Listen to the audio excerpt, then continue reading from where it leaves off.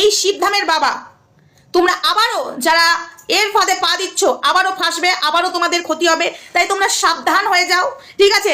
এখনো সময় আছে, সাবধান হয়ে যাও। তোরা কিছু হবে না, চুলে কলপ করে লাগা।